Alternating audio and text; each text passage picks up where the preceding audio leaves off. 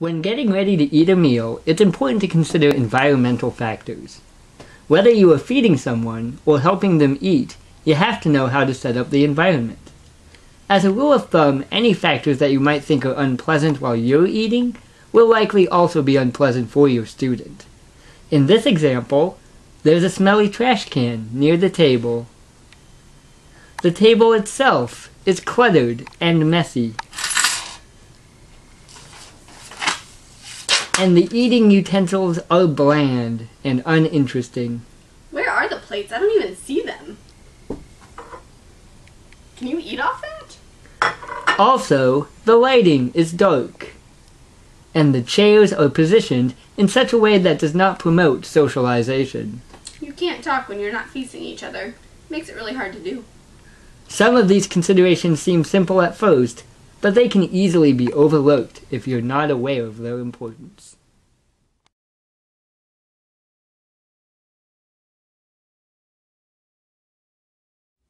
Alright, here we are back in this eating area with all of these problems still present. So we talked about this trash can. Really, this is just an inappropriate place for a trash can. It shouldn't be right next to students. You can smell it. It doesn't look socially appropriate. It's just not a good place for a trash can. So I'm going to move it over closer to the door. Before I can move it though, there's a chair in my way, which is another big issue with the mealtime environment. Pathways should be clear for the students to get to their chairs without bumping into anything, dropping anything, worrying about hitting anything. So this chair is a big problem because it's blocking a pathway. So I'll start by moving the chair out of the way, taking the trash can back to its original place, where it was before eating began, and where it should belong and stay. Another big issue with this environment is the utensils. They're kind of bland and hard to see. But before we touch on the utensils, really a main thing is it's too dark in here to see anything. Everything's kind of blending together. So the lighting in the mealtime environment is a really important factor. So I'm going to turn on some more lights so we can see a little better. It's also important to remember to not have the lights too bright or glaring down right on the students, but to have a nice, even light to make the food visible and easy to see, but not too harsh.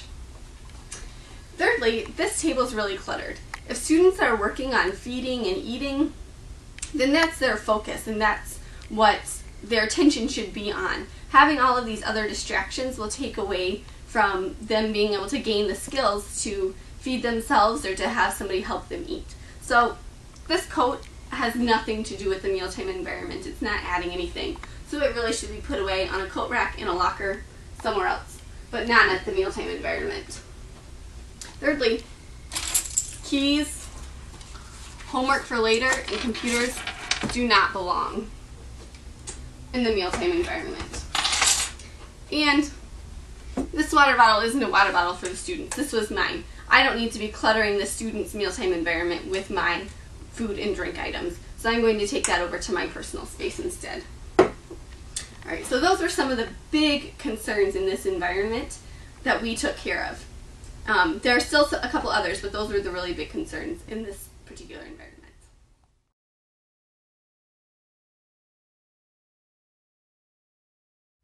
Now that we've made the eating environment safe and pleasant, let's work on making it more appealing to the student.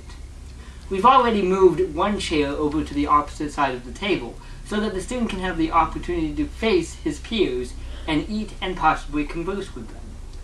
Now let's look at some of the silverware and other utensils that we've used to set the table. Like Lauren mentioned, these plates are dull and pretty uninteresting. Maybe a student wouldn't like to eat off of them. They can also actually be kind of hard to see for some students. Instead, let's use some kind of plate that pops off of the table in a color-wise and may be more interesting to most students with disabilities.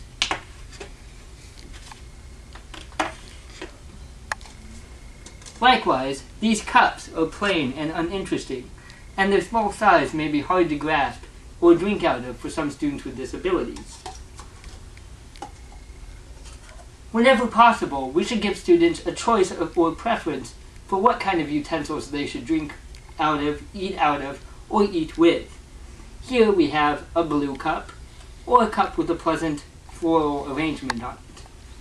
I like blue because it matches the plates.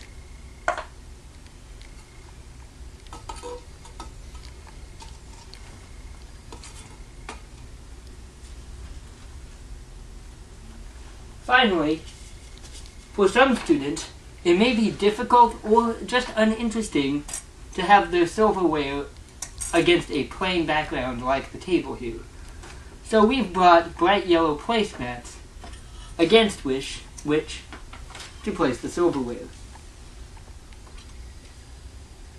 Depending on his or her preference, having an interesting and colorful background such as this may make the mealtime environment more stimulating, more exciting, more interesting, and just a more enjoyable place to be.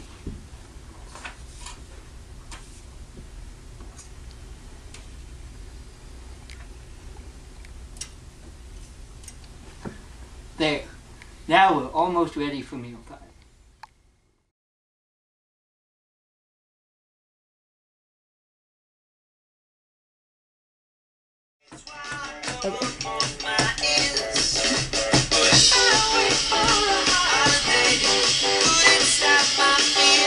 Joel, can you turn the music down, please? Why? It's too loud. I mean, I like music, but that was just too loud and distracting while I'm eating. Yeah, I actually forgot to be eating because it was so loud.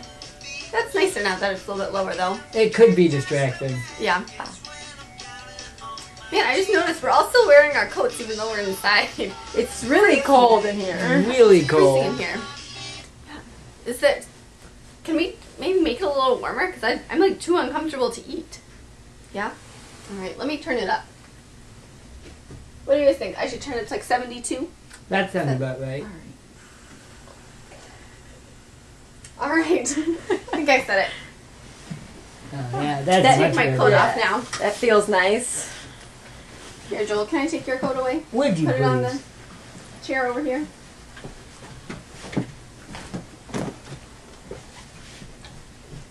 Alright. So, how are you guys doing today? I'm having a really good day. Yeah? Mm-hmm. Sandra, anything exciting happened today? Not too exciting, no. But this popcorn's really good. Delicious.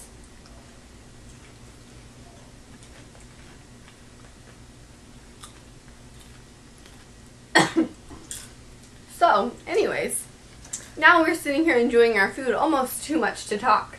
But, as you can see, we've arranged the environment in a way where it promotes us to be able to talk to each other and have conversation if we're not too busy eating our food.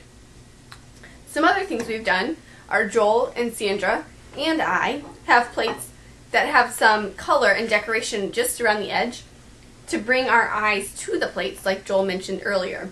So it has the attention to the relevant stimuli that we want. What are some other things we did to set up the environment?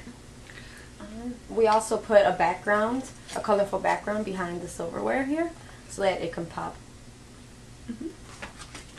We've also adjusted light, sound, and temperature to comfortable settings that all of us could agree upon make the mealtime the most enjoyable. And the trash can is where it belongs. The pathways are clear. And we are all sitting upright in our chairs, ready to eat. I'm hungry. Me too. Me too. And we're eating finger food, which is one of the easier things to eat when you're learning to first feed yourself. So those are the components of a good mealtime environment.